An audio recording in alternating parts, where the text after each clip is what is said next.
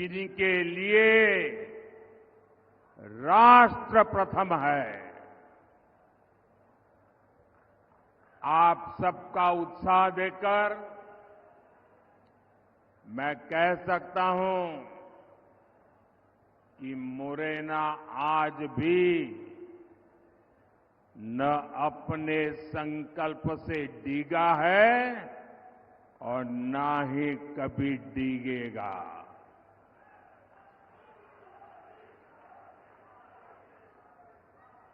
मुरैना ने मन बना लिया है। फिर एक बार, फिर एक बार, फिर एक बार। साथियों, एमपी के लोग जानते हैं कि समस्या से एक बार पीछा छूट जाए तो फिर उस समस्या से दूर ही रहना चाहिए। कांग्रेस पार्टी ऐसी ही विकास विरोधी एक बहुत बड़ी समस्या है। चंबल के लोग कांग्रेस का वो दौर कैसे भूल सकते हैं। कांग्रेस ने चंबल की पहचान खराब कानून व्यवस्था ऐसे क्षेत्र के तौर पर बना दी थी। उस दौर में कांग्रेस ने एमपी को देश के बीमारू राज्यों की लाइन में खड़ा कर दिया था। भाइयों और बहनों, भाजपा की सरकार ने कांग्रेस के बनाए गड्ढों को भरने के बाद एमपी और चंबल को नई पहचान दिलाई है, गौरवपूर्ण पहचान दिलाई है। भाजपा सरकार में चंबल, काली सिंध, पार्वती लिंक परियोजना से सिंचाई की समस्या दूर होगी। पानी की समस्या को दूर करने के लिए हम मुंदरी बांध जैसे प्रोजेक्ट पर काम कर रहे हैं। करीब 2,500 करोड़ रुपए की लागत से बना ग्वालियर श्योपुर रेलवे ट्रैक हो, आधुनिक इंफ्रास्ट्रक्चर के ऐसे अनेक काम इस क्षेत्र की तस्वीर बदल रहे हैं। यहां लेदर पार्क भी विकसित किया जा रहा है। हमारे साथी ज्योतिरादित्य सिंधिया जी की देखरेख में ब्रांड ग्वालियर को भी मजबूत किया गया है। भाजपा सरकार में हुए विकास को भिंड, मुरैना, ग्वालियर के वो लोग और ज्यादा अनुभव कर रहे हैं जिन्होंने कांग्रेस का वो काला दौर देखा है। 4 जून के बाद हमारे तेज तर्रार मुख्यमंत्री मोहन यादव जी के नेतृत्व में मध्य प्रदेश का विकास और स्पीड पकड़ने जा रहा है।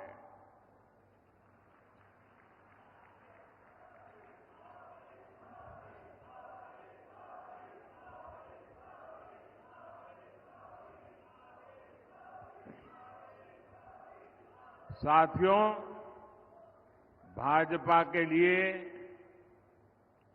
देश से बड़ा और कुछ भी नहीं है और कांग्रेस के लिए अपना परिवार ही सब कुछ है। कांग्रेस की पॉलिसी है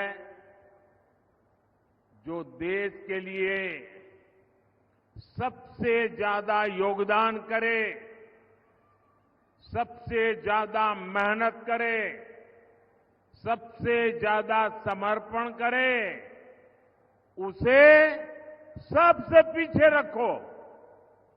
इसलिए कांग्रेस ने इतने वर्षों तक सेना के जवानों की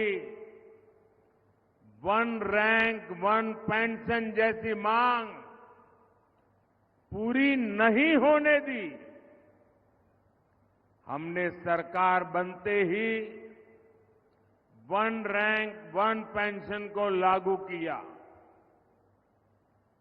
हमने सीमा पर खड़े जवानों की सुविधा की भी चिंता की।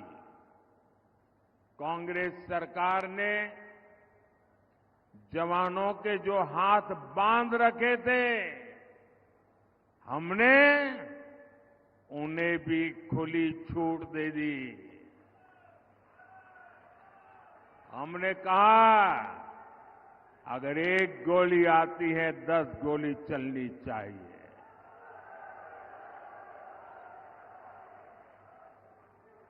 अगर एक गोला फेंकते हैं तो 10 तोपें चल जानी चाहिए।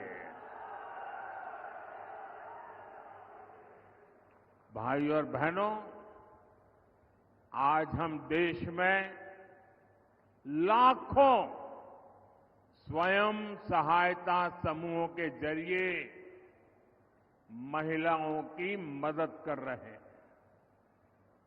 मोदी ने गांव-गांव में शौचालय बनाकर माताओं बहनों के सम्मान की रक्षा की।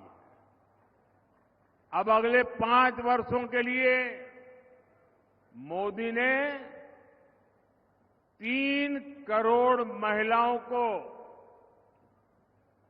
लखपति दीदी बनाने की गारंटी दी है।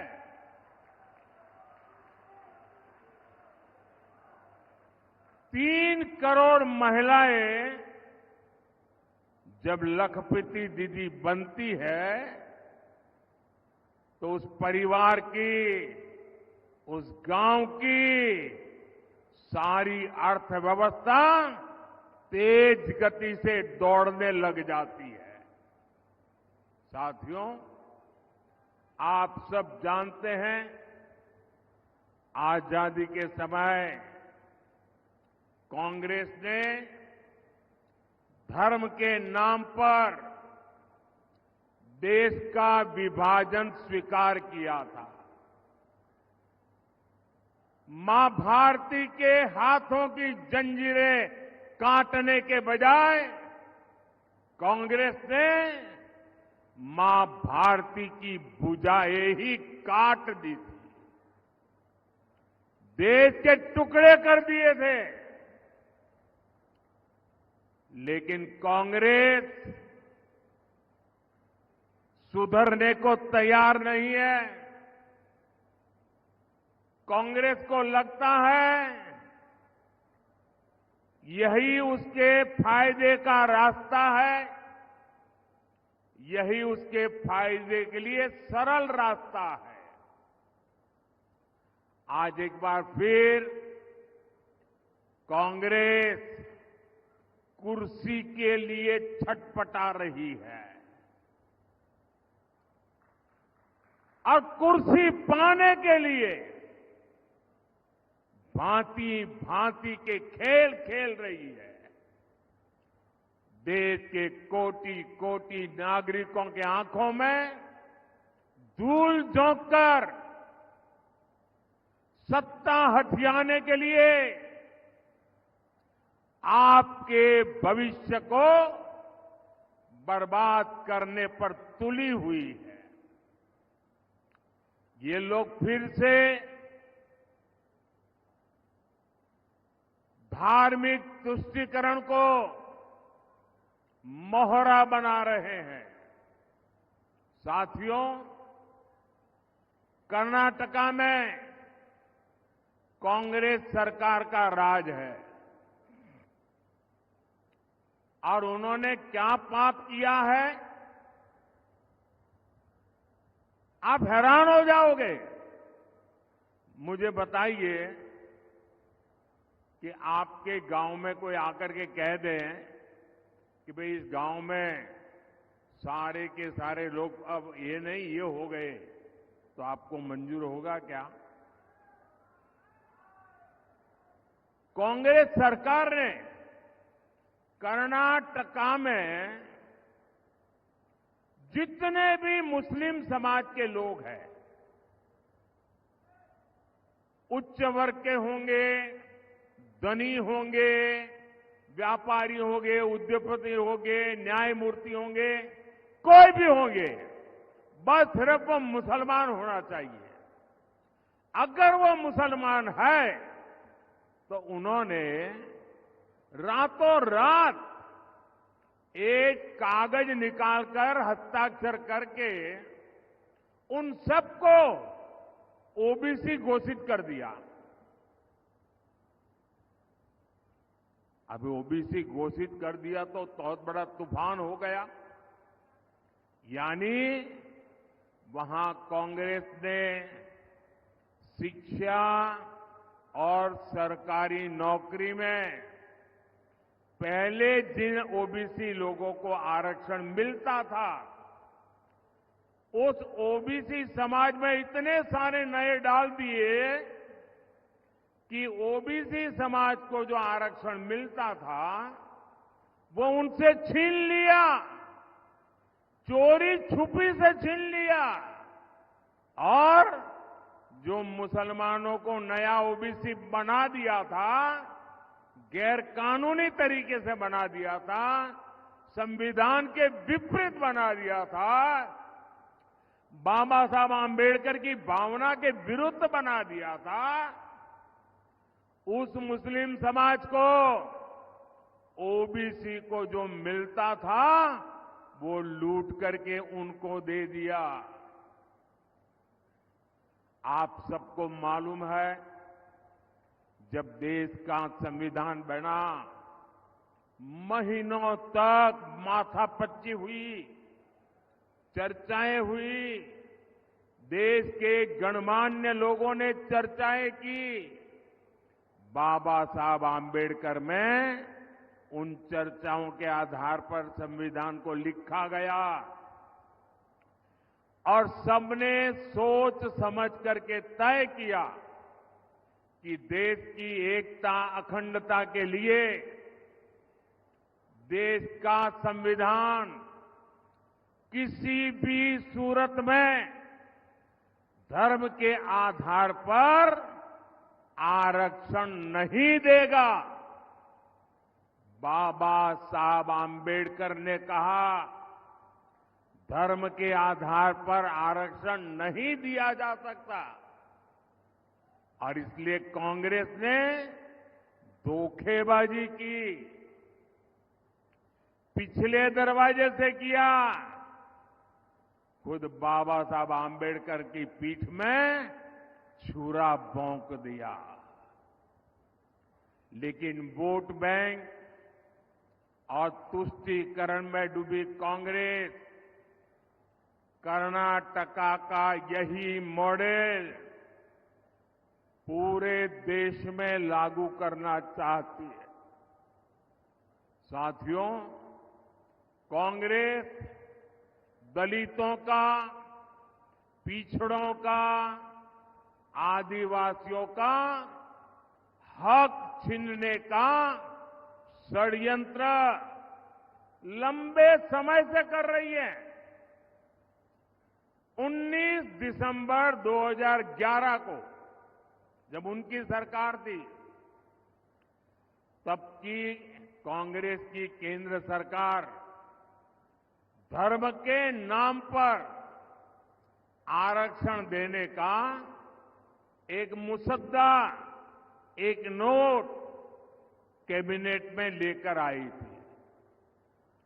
इस कैबिनेट नोट में एक कहा गया था कि ओबीसी समाज को जो 27% आरक्षण मिलता है, मंडल कमीशन के अनुसार जो आरक्षण मिलता है, उस आरक्षण का एक हिस्सा काट करके 27% में से एक टुकड़ा काट करके मजहब के नाम पर दिया जाएगा। सिर्फ 2 दिन बाद 22 दिसंबर 2011 को इसका आदेश भी निकल दिया गया। बाद में आंध्र प्रदेश के हाईकोर्ट ने कांग्रेस सरकार के इस आदेश को रद्द कर दिया। ये सुप्रीम कोर्ट में गए, लेकिन राहत नहीं मिली। तब 2014 में कांग्रेस ने घोषणा पत्र में लिखा कि धर्म के आधार पर आरक्षण देने के लिए कानून बनाना पड़े तो कानून भी बनाएंगे। तो 2014 में ओबीसी समाज जग गया, दलित समाज जग गया, आदिवासी समाज जग गया और उन्होंने तय किया कि ये लोग तो अगर ये करेंगे तो हमारी तो आने वाली पीढ़ियां बर्बाद हो जाएगी, हमारे सपने चूर चूर हो जाएंगे। और उसके बाद इस समाजों ने एक होकर के कांग्रेस के सपनों को मिट्टी में मिला दिया, उनको सत्ता से बाहर कर दिया। फिर भी सुधरने को तैयार नहीं है। अब ये वो अधूरा काम पूरा करने के लिए फिर से नई चाल चलने लगे हैं। कांग्रेस की चली तो यहां मध्य प्रदेश में जो हमारे कुशवाहा भाई बहन हैं, गुर्जर भाई बहन है, यादव भाई बहन है, गडरिया भाई बहन है, धाकड़ प्रजापति समाज हो, ऐसे सब समाज को जो आरक्षण मिलता है, जैसे हमारे यहां कुमार, तेली, माझी, नाई, सुनार समाज, ऐसे समाजों को जो आरक्षण मिलता है, कांग्रेस इन सभी ओबीसी जातियों से उनका हिस्सा छीनकर अपने चहेते वोट बैंक को मजबूत करने के लिए उनके चरणों में देने का मन बना करके बैठी है। आप मुरैना के लोग मुझे बताइए, क्या आप ऐसा पाप होने देंगे? पूरी ताकत से बताइए। उनको जरा डर लगे, ऐसा करिए। क्या ऐसा होने देंगे? ये ओबीसी का हक छीनने वालों को पूरी तरह साफ कर देंगे, चुन चुन करके साफ कर देंगे, हर पोलिंग बूथ में साफ कर देंगे। साथियों, भाजपा सबका साथ, सबका विकास के मंत्र पर चलने वाली पार्टी है। भाजपा सरकार अगर जरूरतमंदों को कोविड के समय अगर राशन की जरूरत है तो कोई भेदभाव नहीं, न जाति का भेदभाव, न धर्म का भेदभाव। जरूरतमंद 80 करोड़ लोगों को मुफ्त राशन देता रहा। क्या कभी आपने कोई शिकायत सुनी है? आपने कभी सुना है कि हमारे गांव में वो मुसलमान भाई है इसलिए उसको मिलता नहीं है? कभी सुना है? भाइयों बहनों, भाजपा सरकार ने 4 करोड़ गरीबों को पक्के मकान दिए। ये घर बिना भेदभाव हर धर्म के लोगों को मिले हैं। क्या किसी गांव में ने कोई शिकायत सुनी है कि भाई धर्म के आधार पर मुझे मकान नहीं मिला? ऐसा सुना है क्या? यहां भाजपा सरकार है कि नहीं है? दिल्ली में भाजपा सरकार है कि नहीं है? कोई भेदभाव की खबर सुनी है क्या? भाजपा सरकार ने 11 करोड़ घरों तक पीने का पानी का कनेक्शन पहुंचाया है। कोई जातिवाद नहीं होने दिया, कोई धर्म के नाम पर भेदभाव नहीं होने दिया, क्योंकि सबका साथ सबका विकास ये हमारा मंत्र है। हर धर्म, हर समाज को ये लाभ समान रूप से मिलना चाहिए। समान रूप से मिलना चाहिए कि नहीं मिलना चाहिए? अगर सबको समान रूप से मिलता है तो आपकी कोई शिकायत होती है क्या? लेकिन अगर कांग्रेस आती है तो ये सारी सुविधाएं दलितों, पिछड़ों, आदिवासियों और सामान्य वर्ग के गरीबों को नहीं मिलती। कांग्रेस की चले तो गरीब कल्याण की योजनाओं का लाभ भी धर्म के आधार पर देती, क्योंकि कांग्रेस तो डंके की चोट पर यही कहती है कि देश के संसाधनों पर पहला हक मुसलमानों का है। मोदी कहता है देश के संसाधनों पर पहला हक इस देश के गरीबों का है, इस देश के पिछड़ों का है, इस देश के आदिवासियों का है। साथियों, कांग्रेस एक के बाद एक ऐसी घोषणाएं कर रही है जो देश को भी कमजोर करेगी और आपके परिवार को भी कमजोर करोगी।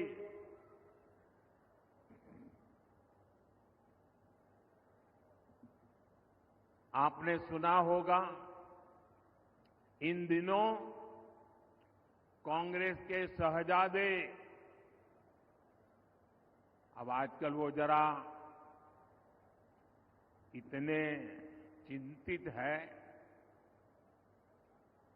कि आए दिन उनको मोदी का अपमान करने में मजा आता है। मोदी के लिए भला बुरा कहना उनको मजा आ रहा है। वो कुछ भी बोलते जा रहे हैं और मैं देख रहा हूं सोशल मीडिया में, टीवी में बहुत सारे लोग चिंता जताते हैं कि भाई ये भाषा अच्छी नहीं है। ऐसी भाषा देश के प्रधानमंत्री के लिए बोलना ठीक नहीं है, ऐसा लोग सोशल मीडिया में कहते हैं। कुछ लोग बहुत दुखी हो जाते हैं कि मोदी जी को ऐसा क्यों बोला, देश के प्रधानमंत्री के लिए ऐसी भाषा का क्यों प्रयोग किया, देश के प्रधानमंत्री को कभी कोई ऐसा बोलता है क्या? मेरी सबसे विनती है कि कृपा करके आप दुखी मत होइए, आप गुस्सा मत कीजिए। आपको पता है वे नामदार है, हम तो कामदार हैं। और नामदार तो कामदार को सदियों से ऐसे ही गाली गलौज करते आए हुए हैं, ऐसे ही ठोकर मारते आए हुए। तो भाई मैं तो आप में से आता हूं, गरीबी से निकला हूं। अगर 5-50 गालियां पड़ जाएगी तो पड़ जाएगी, आप गुस्सा मत कीजिए। मैं सबको कहता हूं, आप लोग नाराजगी मत व्यक्त कीजिए। वो इतने निराश है कि अभी आगे आगे तो और बहुत कुछ बोलेंगे, आप अपना समय खराब मत कीजिए। तो ये मेरी सोशल मीडिया में जो लोग बहुत नाराजगी से कुछ न कुछ कहते रहते हैं, टीवी मीडिया वाले भी कहते हैं, मेरी करबद्ध प्रार्थना है भाई, इन नामदारों को कुछ मत कहो। हम कामदार सहन करने के लिए पैदा हुए हैं, हम सहन करेंगे, सहन भी करेंगे और मां भारती की सेवा भी करेंगे। हम जरा भी पीछे नहीं हटेंगे दोस्तों, जरा भी रुकेंगे नहीं। ये मैं देशवासियों को विश्वास दिलाता हूं। आजकल इस शाही परिवार के शहजादे पूरे देश में बढ़ चढ़ करके कह रहे हैं, अब आपकी संपत्ति का एक्सरे होगा, एक्सरे। और आपकी अलमारी में क्या पड़ा है, किसी माता बहन ने कुछ बचत अनाज के डिब्बे में अगर दबा करके रखी है, एक्सरे करके खोजा जाएगा। लॉकर में क्या पड़ा है, एक्सरे करके खोजा जाएगा। आप जो कमाई करते हैं, हमारी माताओं बहनों के पास जो स्त्री धन होता है, जो स्त्री धन बहुत पवित्र होता है, कोई उसको हाथ नहीं लगाता है, कोई उसको छूता नहीं है। मंगलसूत्र हो, छोटा मोटा सोना चांदी का गहना हो, इसे पवित्र माना जाता है। कांग्रेस उसे जब्त करके अपनी वोट बैंक मजबूत करने के लिए उसे बांटने की सार्वजनिक घोषणा कर रही है, मैनिफेस्टो में बता रही है। और मैंने तो पहले दिन कहा था कि इनका मैनिफेस्टो पूरी तरह मुस्लिम लीग की सोच का ही प्रतिबिंब है। और साथियों, ये एक्सरे करके आपको लूटने की योजना बना रहे हैं। क्या आप उनको आपकी संपत्ति छीनने का अधिकार देंगे क्या? इनको चुनाव में जीतने देंगे क्या? इतना ही नहीं, ये इससे भी संतुष्ट नहीं है। वो जीते जीतो छोड़िए, ये स्वर्गवास के बाद भी, मृत्यु के बाद भी आपकी जो बची हुई संपत्ति है, जो स्वाभाविक रूप से आपके बेटे बेटी को मिलनी चाहिए, वो भी आप नहीं दे पाओगे। आपने कितनी ही मेहनत करके बच्चों के लिए इकट्ठा किया होगा। कांग्रेस वाले कहते हैं कि उनकी सरकार आएगी तो वो भी डुब्बे में से गुल कर दिया जाए। ऑफिशियली कहते हैं आपकी कमाई का आधे से ज्यादा कांग्रेस अगर सरकार में आती है तो ये सरकार छीन लेगी। और इसलिए कांग्रेस आप पर इनहेरिटेंस टैक्स, आपकी विरासत पर टैक्स लगाना चाहती है। भाइयों और बहनों, इनहेरिटेंस टैक्स से जुड़े जो तथ्य अब निकलकर सामने आ रहे हैं, वो देश की आंखें खोलने वाले हैं। जरा ध्यान से सुना जाए, आप भी ध्यान से सुनिए और मेरे देश के दिग्गज पत्रकार भी जरा सुन ले, मीडिया वाले भी सुन ले, और उनकी जो इकोसिस्टम है ना, जो हर दिन मोदी के बाल की खाल उतारने में लगी हुई है, वो भी जरा सुन ले कान खोल करके। देश के साथ कैसा कैसा पाप हुआ है। मैं आज देश के सामने पहली बार एक दिलचस्प तथ्य आपके सामने रखना चाहता हूं। जब देश की एक प्रधानमंत्री बहन इंदिरा जी नहीं रही, तो उनकी जो मिल्कत थी, उनकी जो प्रॉपर्टी थी, वो उनकी संतानों को मिलनी थी। लेकिन पहले ऐसा कानून था कि वो उनको मिलने से पहले एक हिस्सा सरकार ले लेती थी। कांग्रेस ने पहले ऐसा कानून बनाया था।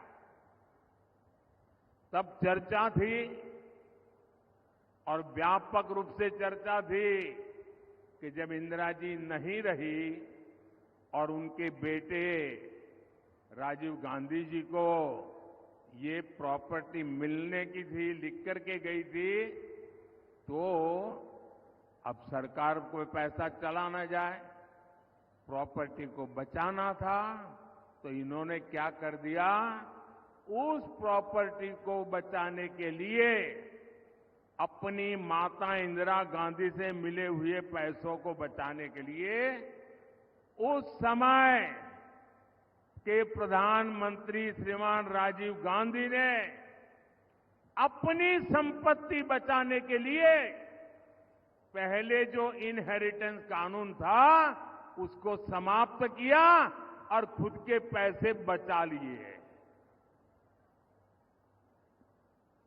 खुद पर आई तो कानून हटा दिया और अब वहां मामला निपट गया, तो आज फिर सत्ता पाने के लालच में ये लोग वही कानून ज्यादा कड़ाई से वापस लाना चाहते हैं।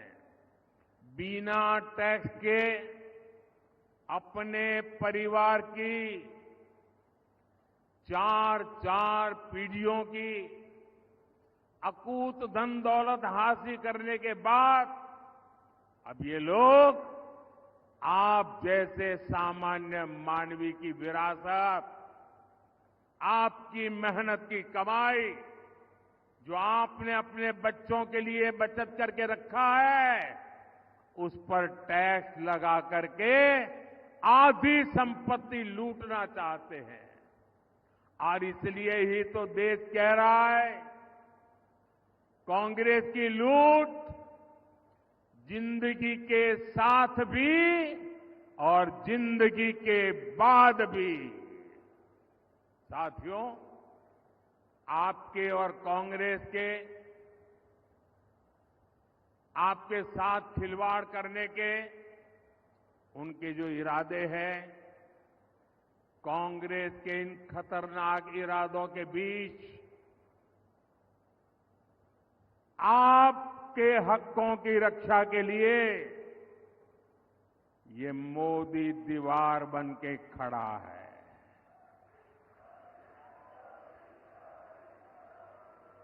ये गाली गलौज इसलिए हो रहा है क्योंकि मोदी 56 इंच का सीना तान करके खड़ा हो गया है। इनके मंसूबे सफल नहीं होंगे, इनके मंसूबे सफल नहीं होंगे, ये मोदी की गारंटी है। लेकिन इसमें आपकी भी बड़ी भूमिका है। मुरैना से संगठन में मेरे साथ जिन्होंने वर्षों तक काम किया, जब मैं संगठन महासचिव हुआ करता था तब हमारे शिवमंगल जी यहां महासचिव हुआ करते थे। ऐसे मुरैना से हमारे शिवमंगल सिंह जी तोमर, भिंड से हमारी बहन संध्या राय और ग्वालियर से हमारे साथी भरत सिंह कुशवाहा जी 7 मई को इनको जितनी ज्यादा संख्या में वोट मिलेंगे मोदी उतना ही मजबूत होगा। आपका एक एक वोट मोदी को जाएगा। कमल पर आप बटन दबाएंगे, आपका वोट सीधा सीधा मोदी को जाएगा। और इसलिए मोदी आज आपसे आशीर्वाद मांगने आया है। मोदी आपसे कमल के निशान पर बटन दबाने के लिए प्रार्थना करने के लिए आया है। तो घर घर जाएंगे, मतदान करवाएंगे।